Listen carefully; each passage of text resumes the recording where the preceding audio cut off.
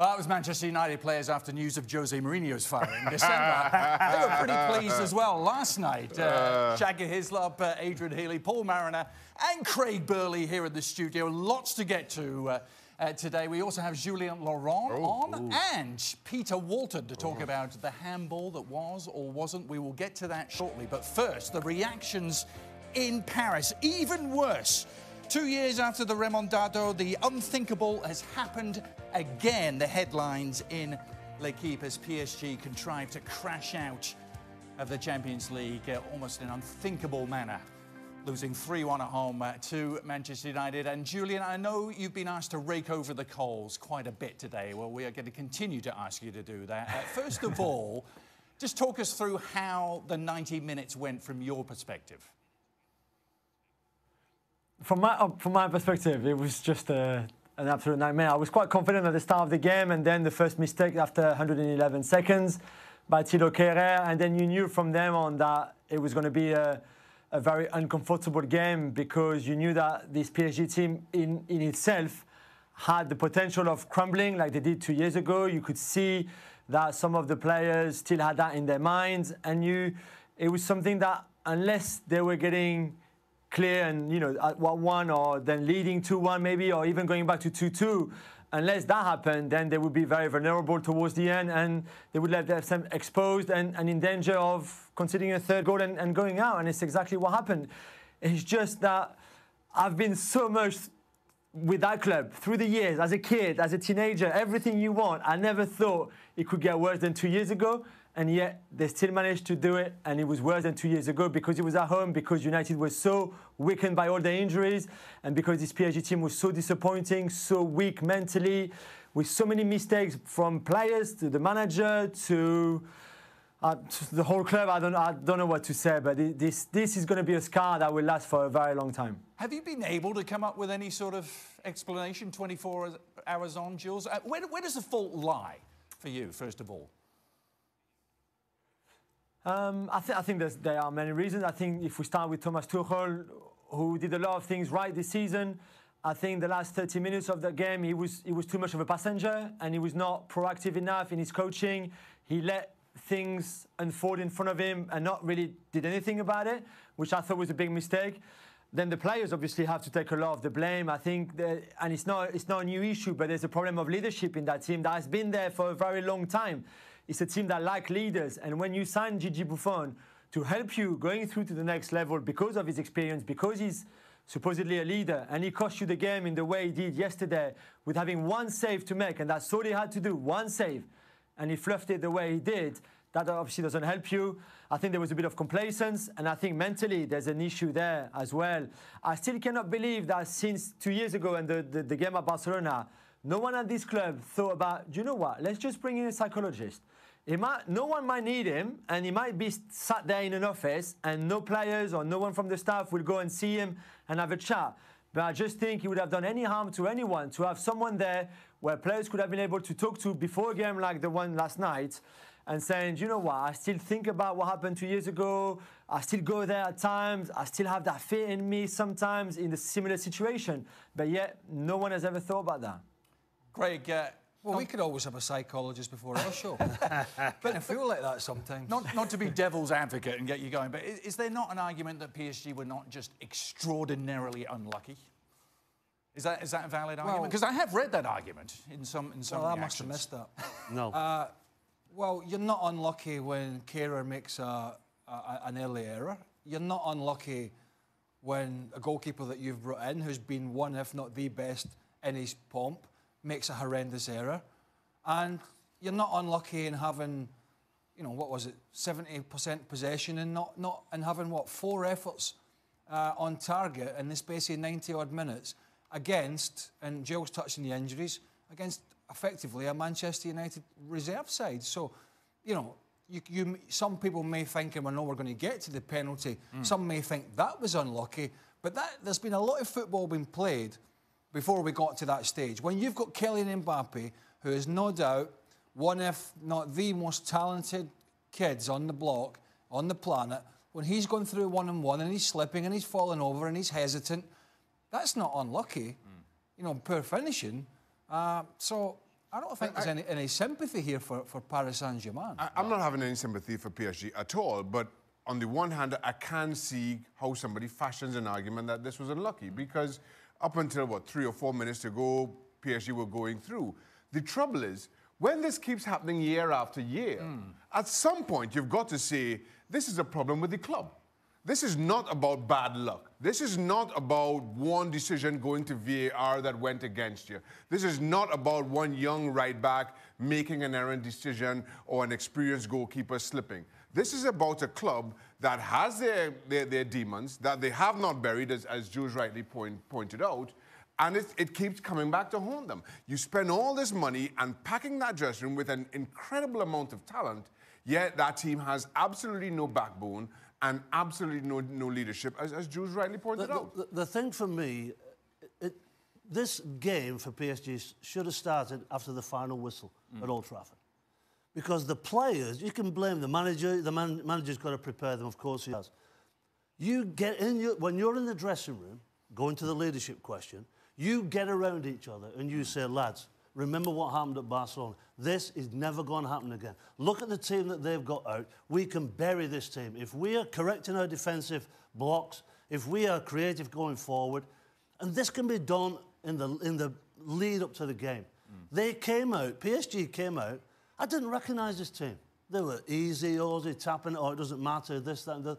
They kept Man United in this game. Yeah. Purely and simply, for me, because of their attitude, it was dreadful. I'm not going to go down the sort of bottle-it line, which I went down yesterday, and I'm not backtracking at all. You can agree or disagree, but I think history will show you that they've not got the job done against the bigger teams or at a later stage of this competition. There's no getting away from that.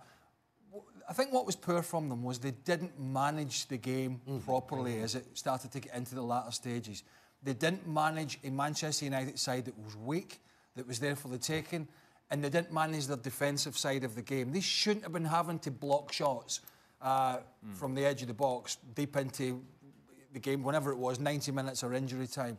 It should have been home and dry by that point, but it wasn't, and it wasn't quite the arrogance of Real Madrid the night before, but I kind of got a feeling as the game was going on that PSG thought, well, we'll keep possession, we'll see the game out, because Man United are not going to trouble us, and it came back to haunt them. Julian, we got a little taste of the reaction in France, the L'Equipe headline, even worse. Give us some sort of sense as at the bigger picture, the bigger reaction.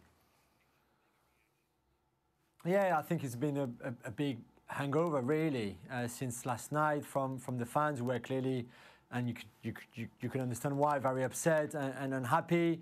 Then looking for, who's responsible, really, a bit what we've been doing for the last 10 minutes. And it's been similar in French media. Yes, you could blame the referee for the VAR decision, and we're going to talk about that. Some people think it was a penalty in France, others don't.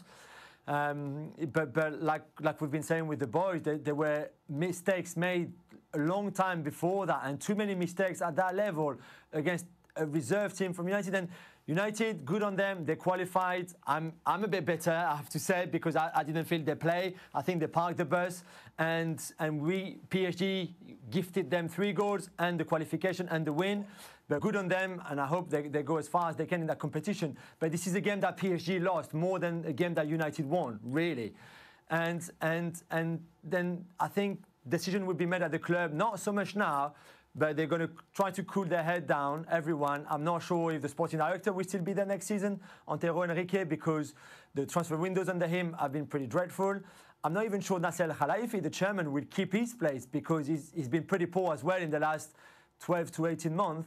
So there's a lot of issues, like we said, to address and to sort out at the club in terms of players, in terms of the administration as well, and all around as well. Is something striking that since the Qatari owners arrived, they wanted to cut off the past completely. And I know PSG is not an historical club like Manchester United, for example, and not has as long history as United, but they've done loads of things before the Qataris owner. There was a club there before Zlatan and before the Qataris. But yet they want to cut that off, and there was no former players pretty much invited last night when Sir Alex Ferguson and Eric Cantona and Patrice Evra were all there with United. And I think, again, that shows you, like Xhaka said, that the problem is also inside that club, not just inside the dressing room. Whatever else happened, it all turned on that late penalty decision, didn't it? Reactions have been strong to that. Neymar, of course, disgraceful. Four guys who know nothing about football watch a slow-motion replay in front of the TV. It was nothing. What can Kimpembe, do with his hand while his back is turned? Go bleep yourselves. Thomas Tuchel, for a shot that was going 50 metres over the bar to get a penalty from 11. There's no logic in that. That was the PSG manager, and the president also weighed in. Al Khalifi saying, for me, it was not a penalty. It is very easy to make a decision like that against PSG. It's very difficult to make a decision like that against another team. I mean, that's ridiculous. Well, let's get into it. Peter Walton. So Peter is with us. Saw you everywhere on British TV yesterday saying that you thought definitively, without a shadow of doubt, it was a penalty. Explain your thinking for us. Well, first of all, you know, if you look at the law that covers handball, it's very subjective and it's open to debate. It talks about movement, it talks about distance, it talks about a deliberate act. I was at a meeting in January with the head of UEFA's refereeing, Roberto Rossetti, and he said his interpretation of the law, as it stands at the moment, is that if the arms are removed from the body, his referees in the Champions League will give a penalty kick if it strikes it. Now, we can go back to the Schalke Manchester City game, where there was a similar incident where a penalty was given, and likewise last night a penalty was given. Now, the player Kimpembe, he knew where the ball was coming because he had eyes on the ball. Even though he's turned his back, you can see he's looking at the ball. He's dangled his arm outwards, making his body bigger, if that's the case that we're talking about. And for me, that was a deliberate act, and it was no surprise when the VAR intervened and said to the Slovakian referee, you better have a look at this. So, and again, it was no surprise when he overturned his own decision. So, Peter, why would some of your former colleagues then, like Mark Halsey and Mark Klagenberg, have come out and said, well, VAR shouldn't have been used? Well, you know, they were not at the meeting that I was at in January with Roberto Rossetti when he was echoing the thoughts that he's already given to the clubs, so the clubs know his interpretation as well. They wasn't there, and they were giving their own interpretation on what is a very loosely worded law in the laws of the game. And it's very open to subjectivity and interpretation. Roberto was being quite specific when he said when his referees will see this, they will give a penalty kick. And they did. So my colleagues, they've put their own interpretation to it, but that's the wrong interpretation for the Champions League this year. Well, we asked you guys what you thought, and it was pretty definitive right from the start that we opened this poll out. The percentages didn't really change. 60% saying yes, the officials and VAR got the handball call right. 40% saying no. There's a lot of ignorance out there, and even amongst some former referees, as Peter explained. And, you know, we all sort of bash a referee or an official now and again when they make a horrendous error. But I tell you what, and I'm going to stick up for officials here, no one knows the laws of the game better than the top officials. Right. No one, right? That's what they're drilled and trained to do for years. They work their way up from grassroots to the top, to being FIFA registered referees and assistants. No one knows the law better than them. Now, there's always an interpretation of the law, and that's where it becomes subjective. But for constantly owners and chief execs and current players to come out and try and say that referees know absolutely nothing is nonsense, right? Because they know more than us sat here.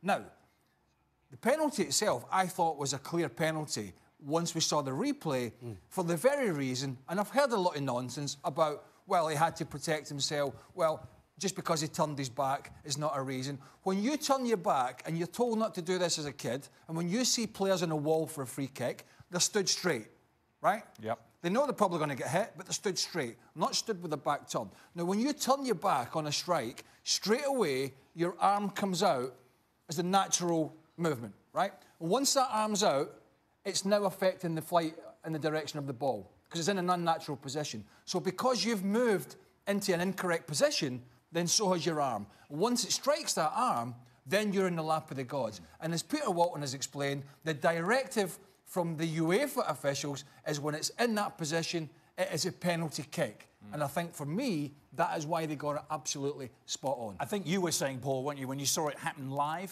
first instinct was it wasn't a penalty. My first instinct was, you know, I went, ooh, because in the modern game, as Peter says, it's probably going to go to VAR.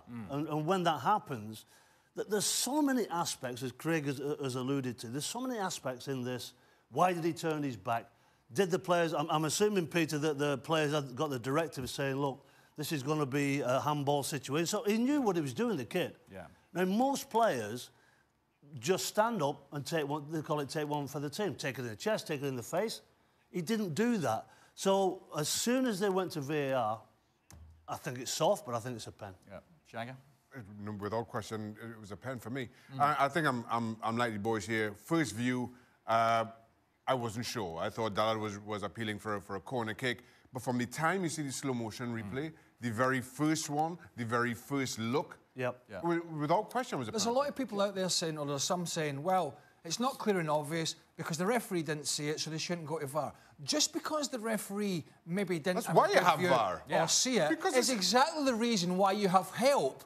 Not Right. because, oh, well, the referee didn't see it, so we can't go back. Sometimes a referee has either blocked, has a poor angle, or just blatantly doesn't see it. It just happens so quickly, Yeah, as it correct. did with us. You know what's also interesting in this, Jules? There seems to be a bit of a continental divide in terms of the reaction. We've seen former pros in France and Germany saying definitively it was a penalty, and their counterparts in England saying it wasn't. Yeah, it's been really interesting to hear, for example, you know, some of the boys here in England, Rio Ferdinand, Michael Owen, saying it's definitely not a penalty. If you've played at that level, you could understand why Kimpembe jumps the way he does, and it's not deliberate, and all of that. I think all the arguments are quite valid. To be fair, I thought it was I saw the handball straight away. I didn't need the VAR in front of my television. I said I'm sure he's going to give it if he reviews it, and he did. I can see why it's harsh, and I can see why Thomas Tuchel says, but the ball is going way over the bar, and yet you get a penalty. I can see all the arguments. I've got no problem with that. I just think the law is not that clear, and they're going to make it clearer for next season, and that's a great thing. But it's just a shame for PSG that they were the victim of that sort of subjectivity, like Peter said. So, Peter, with these rule changes coming, I know they're all theoretical so far, but we've got a pretty good understanding of what they are. With those IFAB rule changes, would that still be a penalty? With deliberate taken out? Detailed descriptions of the law that David Ellery, the IFAB technical director, said will be issued possibly as early as next week on handball. Handball itself won't change really, and I think the decision was given last night would be the same come 1st of June when those laws are amended. One element that you'll hear is this natural silhouette, the silhouette of the body. So what IFAB, the lawmakers, are trying to do is to explain why a handball is given when the arm is at a natural position or an unnatural position, as we talk about. So you'll see some more detailed understanding and interpretation probably early next week from IFAB. But for next year, I think that still would be a handball.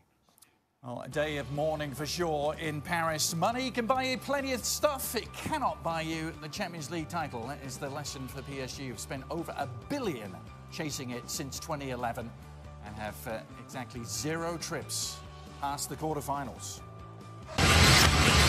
Well, which city is more miserable, Paris or Madrid? They're not exactly happy, are they, at the Bernabeu? 4 straight home losses for the Merengues, first time since 2004. Those losses, of course, coming in 3 different competitions, the most recent of it, the worst of the lot, perhaps, against Ajax. There's been some recent reports that Santi Solari could be on his way out very soon indeed. And guess what? Jose Mourinho is the man being lined up to replace him. Julian, again, Jose Mourinho, why? Did they see Manchester United in the last 18 months under his stewardship? Yeah, I think they did. I think Florentino Perez still has Jose Mourinho in really high esteem, and they've never stopped talking since Mourinho left the club a few years ago. They still stayed in good terms. And I think there's a lot of things that Florentino Perez likes about Jose Mourinho, like that leadership, for example, that we talked earlier about PSG, like He likes the way Mourinho can hold the dressing room. Clearly, Solari doesn't have the same impact on his dressing room. We know that he's a dead man walking, whether that's before the Valladolid game at the weekend, after the Valladolid game, or maybe even at the end of the season, that they will let him finish the season, to wait maybe for someone like Massimo Allegri, who is another potential candidate if he was to leave Juventus in the summer. I'm still not convinced about Mourinho going back, but it's a few times now that I'm hearing that it could happen. So maybe Florentino Perez, considering the situation, is thinking that he's the best guy to just rescue the team. It still seems astonishing, Craig. They couldn't wait to run him out of town in 2012, 2013. Couldn't wait. No, he had a tricky time at the end, particularly with certain players. But I'm not in the camp of being shocked at this because, you know, I think all too often we kind of look at what's happened in the most recent time and we sort of pigeonhole that manager or coach with that. Now, there's no doubt it did not end well for him at Chelsea and it did not go well for him at Manchester United. That cannot be argued. However, the other thing that can't be argued is he has been one of the great managers of his generation. Now, if that's the Jose Mourinho that Real Madrid, if he goes there, get, then I don't really see a big issue with it. But if it's the Manchester United Jose Mourinho, then it's a car crash. So that's the kind of risk that you take. But in terms of his CV, I mean, I just don't think it's that big an issue. You surprised? I am. You might be. Yeah, this to me makes absolutely no sense. Yep, for a number of reasons. I think Jose Mourinho, as good as his CV is, his success has come with clubs where he's been able to employ that siege mentality. Whether it's Porto or Inter or Chelsea, clubs who had been starved of that relative success before then, so can buy into what Jose Mourinho was selling. So it came as no real surprise that you go to a club like Real Madrid, who historically one of the biggest clubs in European football, and that dressing room didn't buy into what he was selling. Similarly at Manchester United. That only gets you so far, and it gets you nowhere with big clubs. Now, if you're saying that you're bringing in Jose Mourinho to settle things down and at least make sure you qualify for the Champions League at the end of the season, and then you're going to start thinking long and hard about who's the long-term successor, whether Jose Mourinho is one or not. Jose Mourinho is not taking a job to be to hold out, to keep the seat warm while you make a decision in the summer. For me, it just doesn't make any sense. You've got to define success because he had success to an extent at Real Madrid. He didn't deliver the Champions League, but he delivered one league title. But that's set their own bar. What level of sense does this make? What level Champions League? It doesn't make any sense at all. To me, Real Madrid's season's over. It's done and dusted. So, what are they going to... Personally, on two fronts, what's Jose going to achieve? I don't think with this poison chalice of this Real Madrid squad, because we've all spoken about it recently, but this needs a rebuild. I mean, not just a small rebuild. This needs a major do-over. Now, what is he going to achieve when he gets... I think this could really put a bomb under Jose Mourinho's career. You know, yes, he's been fantastic. We understand that. But what has he done recently at Manchester United? It's been an absolute mess. And the way that he's dealt with players, and it seems as though what you've got to do at Real Madrid is to deal with those players. I don't think he's got it in him anymore. Julian, if it does happen, let's say it does happen, how does it work? How do you see it working? Well, first he will have to make peace with Sergio Ramos and Marcelo, who are the two players that, towards the end of his first time there, were really at war with him. And Marcelo will probably be sold in the summer, but I don't think Sergio Ramos will. So Sergio Ramos will have to do with Jose Mourinho, and Jose Mourinho will have to do with Sergio Ramos as well. And I'm not sure, to start with, how this one is going to pan out. And then there's obviously a big overhaul of players in that squad to be done in the summer. Is Jose Mourinho the right manager for that? Again, I'm not so sure. Does he even want to do that? I would have been surprised before to saying that he was keen on doing that. Usually, like Shaka said, he likes arriving with a certain standard of players in his squads and not having to rebuild everything like it will be the case this summer for Real Madrid. And again, if Real Madrid wants to sign, let's say, Eden Hazard, I'm not really sure Eden Hazard would be delighted to go and work at Real Madrid with Jose Mourinho again. Well, much more to come, you suspect, in the next few days on Real Madrid. Sid Lowe, meanwhile, has an article on why it hasn't worked out for Gareth Bale this year. You can check that out on the website. ESPNFC.com. Continuing our tour of misery in European capitals. We've done Paris, we've done Madrid. How about Rome? Those are all the headlines after their Champions League exit. Don't really need much translation from me. Shame is the general theme that has been employed. But of course, there was some controversy in the Roma-Porto game as well at the end. The penalty not given for Roma right near the end. Costas Manolas saying the referee didn't even go to view it on VAR. That, to me, is shameful. You can't knock a team out like that. He said the VAR told him there was nothing, but there's clear contact. You can see it. I don't understand, of course, the contact on Schick, just at the edge of the penalty area. Former referee Graziano Cesari saying Sakir committed an absurd mistake. UEFA does not need refs like him. And Roma owner, or president, I should say, James Pallotta. Last year we asked for VAR in the Champions League because we got screwed in the semi-final. And tonight they've got VAR and we still get robbed. Patrick Schick was clearly clipped in the box. VAR shows it and nothing is given. I'm tired of this.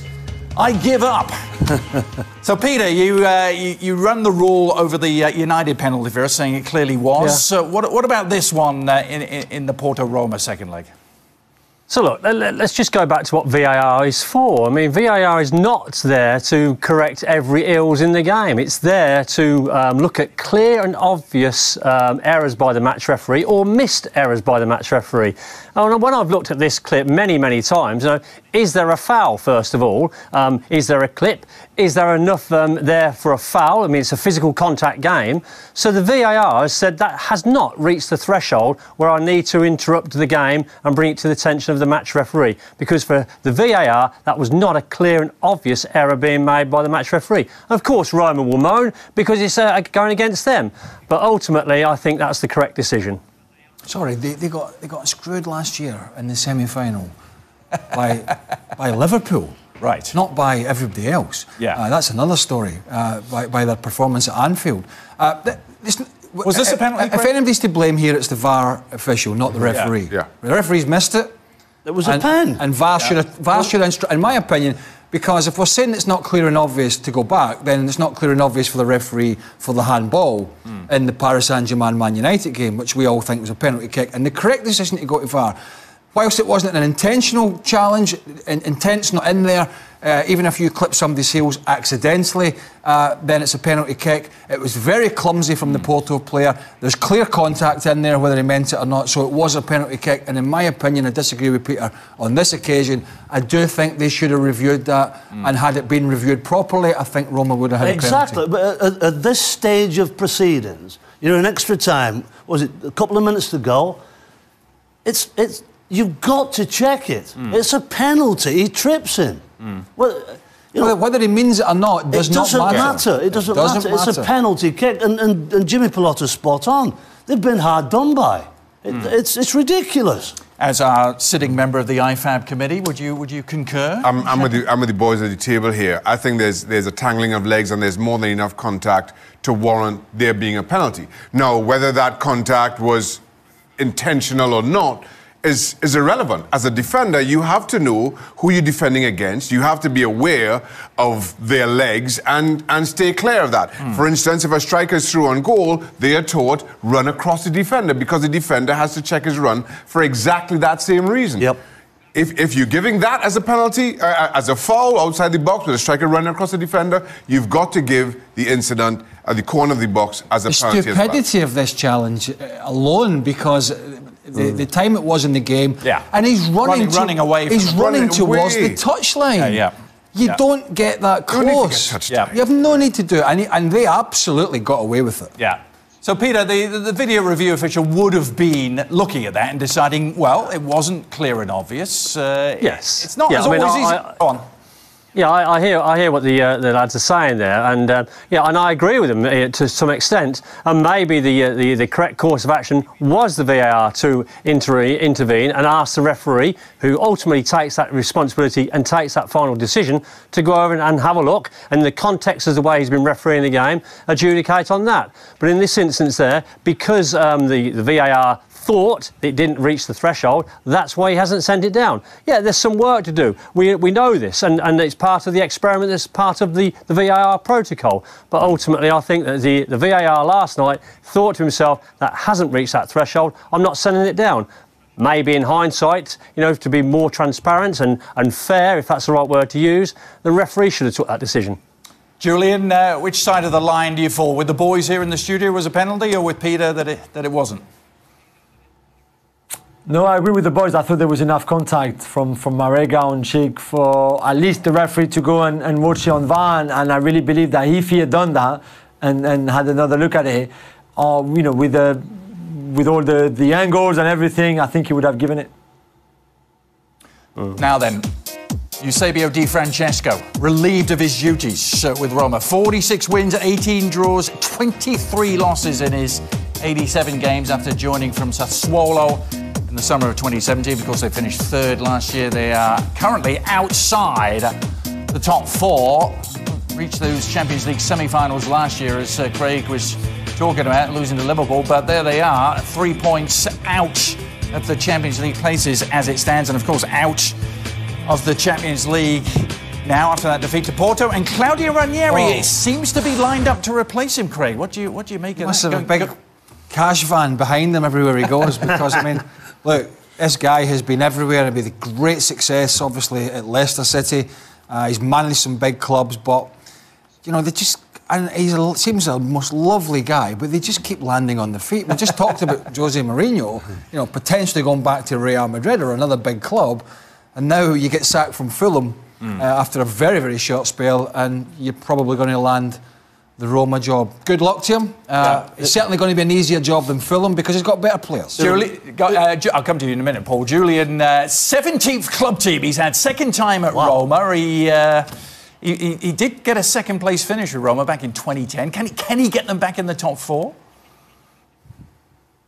It would be an incredible task for him to do. I agree with Craig. It makes no sense for me for Claudio Ranieri, who won 3 games in 17 at Fulham, then to get that job at Roma, where, OK, Di Francesco was not perfect. He had some incredible results last season. Obviously, the game against Barcelona, the second leg in the Champions League, he struggled a bit more at times this season. There was that humiliating defeat against Lazio, and also in the Italian Cup against Fiorentina. But he's still a good young manager with bright ideas, and maybe the problem didn't just lay in Eusebio Di Francesco. I'm just not sure Ranieri is the right answer for Roma's problems right now. Is he the answer, Paul? No, he's not the answer. No, this is... Simple answer. No, this is going to be... I'd be shocked if this is not a short-term answer. Di Francesco, when it just started to go wrong for him, when he's getting his tactics wrong, he didn't seem to pick the right team, it just started falling apart. There was something not quite right with this Roma side. All he's got to do is get them in the top four, though, surely, and it's the right... Well, it's easier said than done, because he's got to unite that group, and he's only got a short period of time to do so. I agree. I mean, listen, the top four still within touching distance. 3 points to Inter, 4 points to AC Milan. It's doable to somebody who knows Italian football and has a pretty good CV. I think the other attractive thing about Ranieri is that he's going to toe the club line here, and I don't think he's going to rock the boat too much. So if he doesn't get it done and he has to leave come May, I don't think he'll kick up too much of a stink with that either. So it's an easy choice. Plus, he's always said he's a Roma fan as well, hasn't he? So that helps. There you go. The Serie A Awesome podcast has dropped. It is Gab, it is Mina, it is Paolo Bandini. You can download it on ESPNFC.com. Now, a little earlier today, we asked you, which was the worst collapse for PSG in their recent Champions League history? The 6-1 to Barcelona, or this week's 3-1 home reverse to Manchester United. And the Barcelona 6-1 collapse was rated as much worse, 72%. I'm in the minority here. So am I. I'm with the 28. I'm with you, mate. Yeah, and I sense the reaction from France is that the collapse against Manchester United was worse. Do you see it that way? Yeah, primarily because, as you know, we talked about it, they were at home, and Man United had at least 10 considered first-teamers that didn't travel, including Paul Pogba, who was suspended. And Barcelona had the likes of Lionel Messi and Neymar. You've got Messi or McTominay, Close. It's a hard sell. Close. Yeah. It's a hard sell. Julian, impossible to get inside the mind of Twitter, but can you explain this result? I'm afraid I can't. I don't understand what. I don't know why people voted for Barcelona. It was surely the more spectacular one because they had to, come back from 4-0 down instead of 2-0 down for United. So I get that point, but I agree with the boys. For me, the defeat last night is far worse than the one at the Camp Nou with Messi. And, with Messi against you, anything is possible always. But with McTominay against you, it's a different story. After that Barcelona defeat, Julian, they kept Unai Emery. Is Thomas Tuchel still going to be there next year, do you think?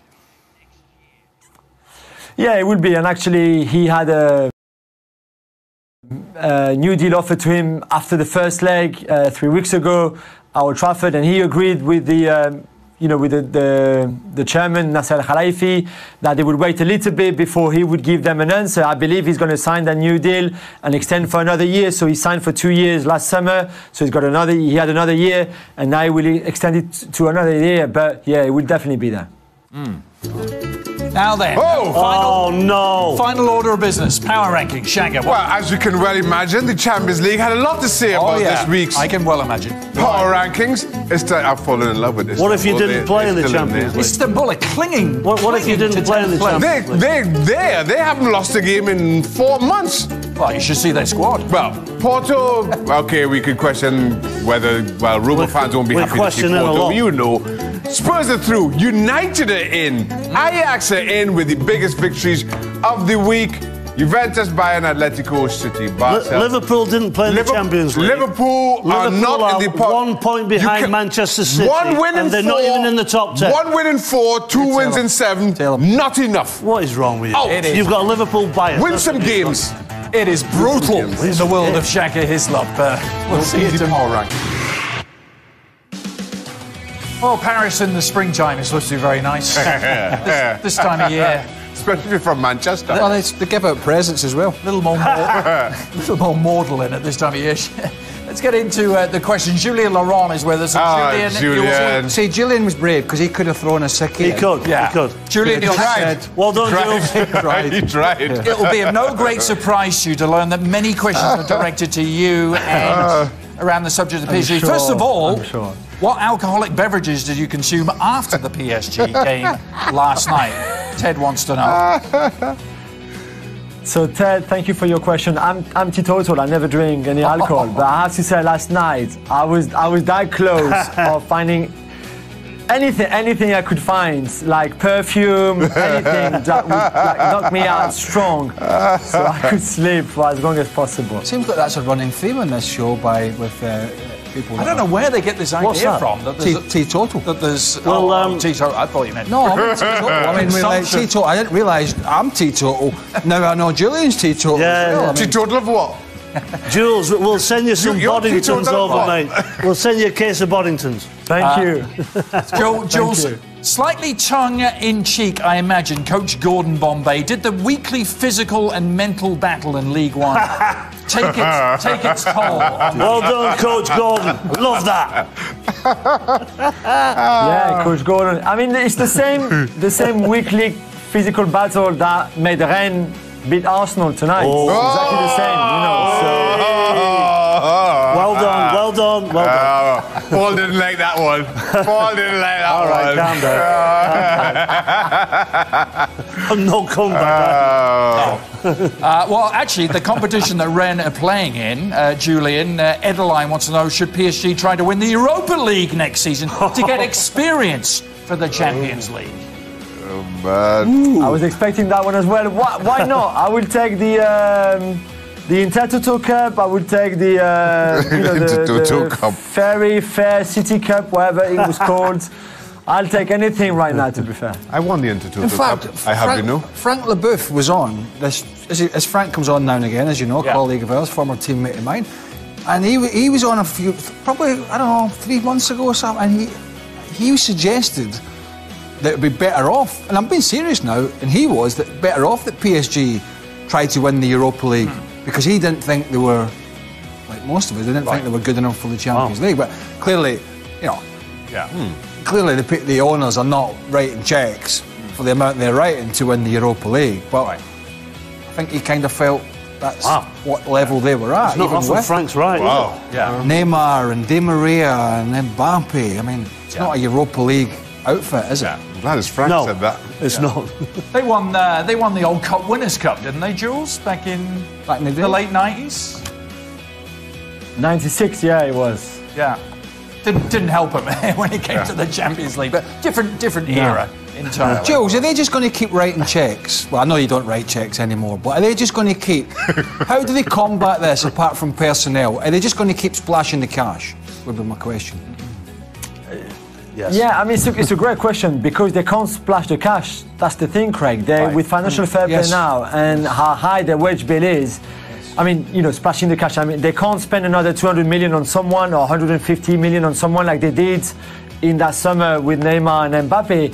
The loss of earnings from the defeat last night is actually very costly for them in terms of, you know, ticketing revenues that we would have had for more games in the Champions League, the qualification for the next round, that was around 10 million euros, you know, and everything that comes with it. And because of those losses, they will have to sell more players than they had anticipated in the summer, to even just to balance their books, let alone try to sign new players, but they will have to sell some of their current squad players. And I think it'll be a very interesting summer because they will be quite tight in terms of let people go first, then before reinvesting that money, or try to find more sponsorship deals and revenue. But they're also going to lose in the summer that big kind of fake contract they had with the Qatar Tourism Authority, which was huge for them. So financially, it's not the best of time for them to go into the summer, especially with the defeat last night. See, I should have sent that question in. Wow. You think if I'd have sent that question in, they would have kiboshed it? See? Of course they would. It's a cracking question, huh? I know. One more for Paris, Jules. Aladdin, should PSG go for Jose Mourinho?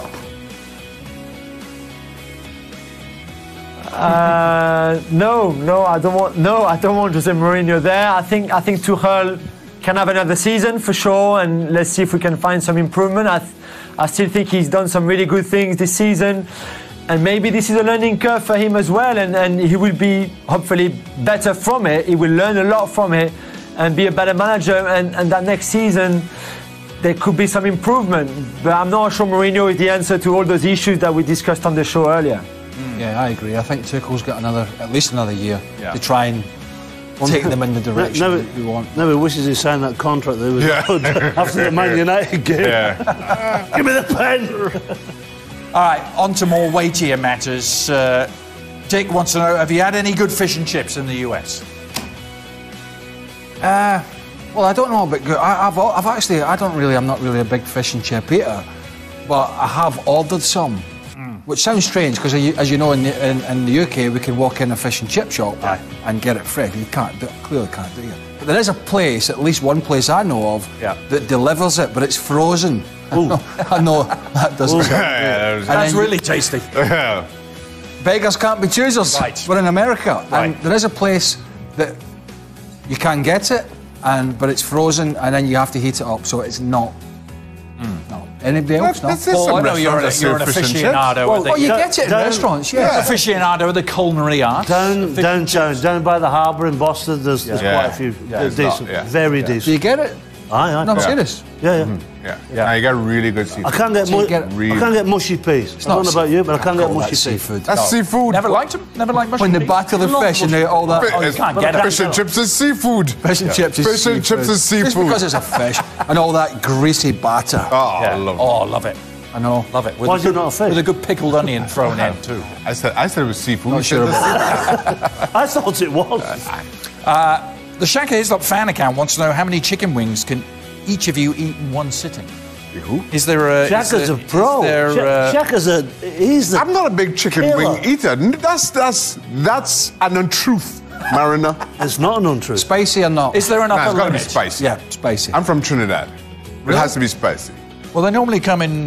You just say you didn't eat wings. They normally come in multiples of 6, don't they? 6, 12, 18, 20... You get I could 24. do, I can't do 24 wings. The trouble is I could with some probably of do them, there's 12. a lot of bones in some of them. I could do 12 wings. There's a lot of bones. I don't want to eat more than 12 wings. What's your technique? The technique? Do you just push it in and drain it? What's the His technique is he puts them in his shoes. Or do you bust them in half? Some people bust them in half first. I just hold them and eat them. I'm not sure what else to tell you, Paul. Hold on, you're busting in half a chicken wing that's that size. Wait, hold on. Technique of eating the chicken wing. What about the one where he says you just put it in your mouth and you just pull the bones out? Exactly, you do. You have to have That's what I do. You have to have certain teeth for that, Mr. Hey, good night. To be fair, you're the man for that. Talking about teeth. I don't know. I've never known you put a chicken wing in your mouth and you just pull all the bones out at once. How many chicken wings can you eat? I can do 12. I can do 12. About 4 or 5, nothing. I could do 12. 12 as a max. Yeah. Well, it would depend. You looked at me there, but it would depend on how many Peronis I'd had. Right. Well, what if you had your what's normal? accompanying this? My normal couple. Couple of wings. Yeah, pretty bagged up. I'm not a big. I don't know about you guys. I'm not a big chicken wing. I'm not. Rather big. If I'm sitting at a bar having a couple of drinks, I could do 4. I could do 4 or 5. But now, do you sit in a bar and talk to people like me at the bar in America, very traditional, or are you like Nico and you go in a little alcove and I'm a very talkative. Turn your back away from. I'll talk to people if somebody speaks to me, but I don't initiate conversation. And you can't talk if your mouth's full of chicken bones. Well, I have to pull them out. I don't initiate conversation. You talk to Paul, you get it in the eye. Bones coming everywhere. Bit of a sloppy. I will give you that. I think Julian is flabbergasted by all this. He doesn't even know what we're talking about. He's still looking for nail polish to drink. I can hear him chuckling in the background. That was rather worrying, wasn't it? Yeah, he's like, Jill said, I'm looking for nail polish to drink. I was trying to get some paraffin out the lawnmower to drink. Sign of an alcoholic. All right, let's get out of here. Thanks for the questions. Gotta go get some wings. Yeah, hey. Indeed. Well over. Look at it, you're look at your work now. We will be back tomorrow to digest what's happening in the weekend. Arsenal, Man United. Things we're talking about. What? Tomorrow on ESPN Plus.